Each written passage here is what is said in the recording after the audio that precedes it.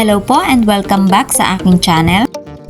Dito po ay nagsishare ako ng mga basic video tutorial based from our own experience.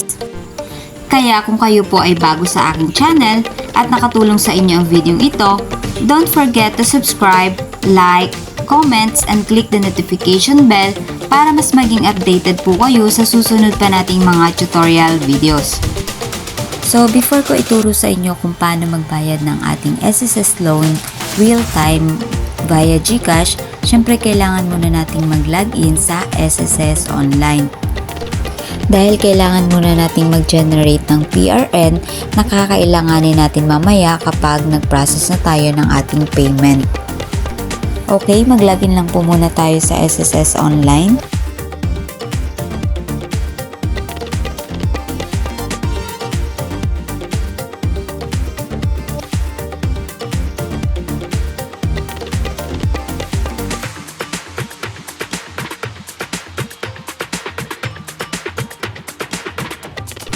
And then ayan, kapag nasa home na tayo, under ng payment reference number, click lang natin itong loans. And then generate PRN. And then enter the total amount to pay dito sa baba and then submit. And kapag successfully generated na siya, i-click lang natin yung view loan list para makuha natin yung SSS loan account number at yung PRN na gagamitin natin mamaya. So ako, ang ginagawa ko, kinaka-copy-paste ko na lang yung account number dito and yung PRN para mamaya kapag nagbayad tayo, ika-copy-paste ko na lang din siya sa GCash. So hindi na natin kailangang mag-isa-isa ng input. And then kapag na-copy na po natin, pwede na tayong mag-log out.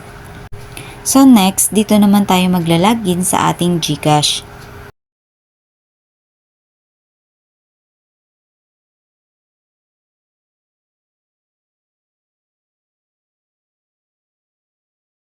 And then yan, kapag nakalagin na tayo, i-click lang natin itong bills. And then click nyo itong government. So dyan sa taas, para mas madali po, i-type na lang natin yung SSS.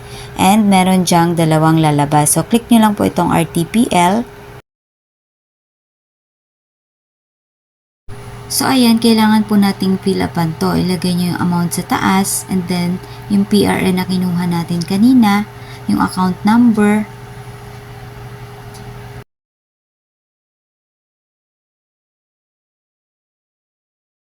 then sa payer type is individual, and then syempre Philippines sa country,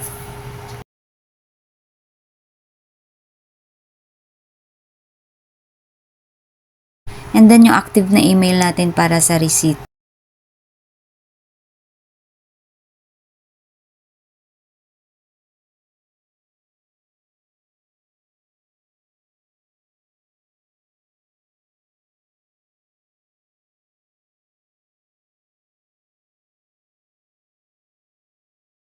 Then next and confirm.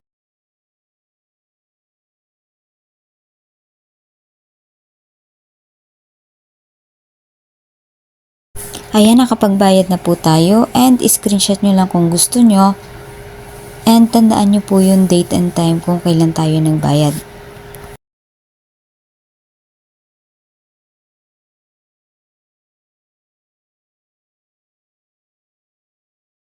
So guys, kung nakikita nyo po sa taas, ang oras ay 12:31 na. Kaya mag-login na tayo para ma-check natin kung posted na ba siya.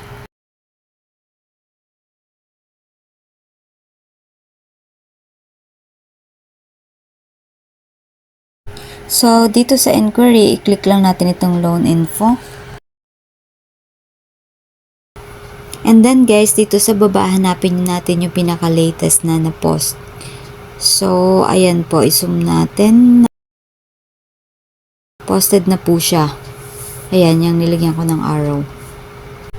So, ayan guys, kung gusto nyo pong ma-post agad yung bayad nyo sa SSS, ganyan lang po yung gawin nyo sa GCash, RTPL lang po kayo magbayad.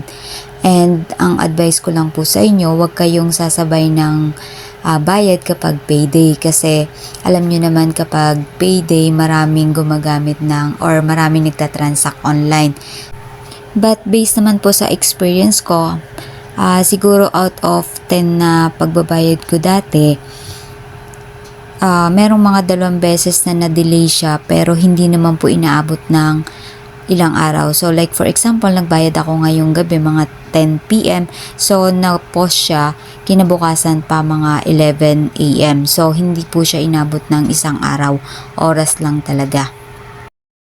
So guys, thank you for watching, and kung nakatulong sa inyo ang video ito, don't forget to subscribe and click the notification bell para mas updated pa po kayo sa susunod pa nating mga videos.